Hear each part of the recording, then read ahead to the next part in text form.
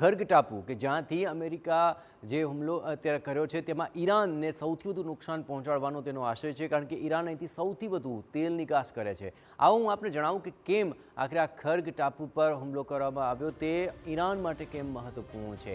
કારણ કે ખર્ગ જે ટાપુ છે તે ઈરાનની તેલ નિકાસનું એક મુખ્ય કેન્દ્ર છે અને આ કેન્દ્ર પર જ અમેરિકાએ ભીષણ પ્રહાર કર્યો છે। આપણે એ પણ જણાવીએ કે અહીં ખર્ગ ટાપુ પર જે હુમલો કરવામાં આવ્યો ત્યાં ઈરાન 90%થી પણ વધુ ક્રૂડ ઓઇલનું સંગ્રહ કરે છે, એટલે કે એક મહત્વપૂર્ણ સંગ્રહ સ્થાન છે અને ત્યાં હુમલો કરીને તે ઈરાનને હચમચાવવા માંગે છે।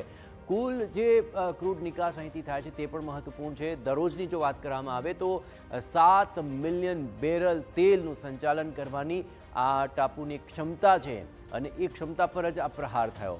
ઈરાની કિનારાથી તે લગભગ 33 કિલોમીટર દૂર છે અને આ વિસ્તાર પર જ હુમલો કરાતા હવે ઈરાન પણ શું વળતો જવાબ આપે છે તે જોવું મહત્વપૂર્ણ બની રહેશે।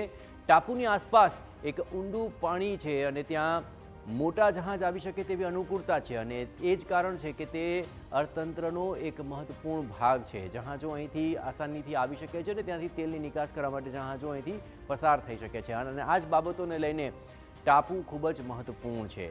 ખર્ગ ટાપુ એ પર્શિયન ગલ્ફના ઉત્તર ભાગની અંદર સ્થિત છે અને ત્યાંની જે આખી ભૌગોલિક સંરચના છે, દરિયાઈ જે સંરચના છે તે ઘણી જ અનુકૂળ આવે છે। 20 ચોરસ કિલોમીટર વિસ્તારની અંદર આ આખો ટાપુ ફેલાયેલો છે અને તેને ઈરાને ખૂબ ખાસ નિકાસ માટે જ ડેવલપ કર્યો છે। ખાસ કરીને વિવિધ ક્ષેત્રોમાંથી ક્રૂડ ઓઇલ આ ટાપુ પર આવે છે અને ત્યાંથી તે અન્ય દેશો તરફ નિકાસ કરવા માટે જઈ શકે તે માટેની પણ સંરચનાઓ ડેવલપ કરવામાં આવી છે।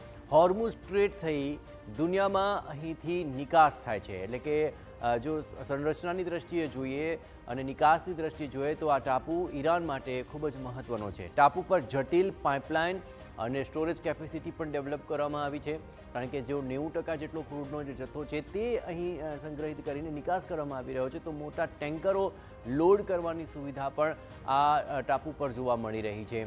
જહાજો ઉપર લોડ કરવાની સાથોસાથ ખર્ગને નુકસાન પહોંચાડી દુનિયાભરની ક્રૂડની માંગ ખોરવાઈ શકે તેવો એક પડકાર પણ ચોક્કસપણે સામે આવી રહ્યો છે।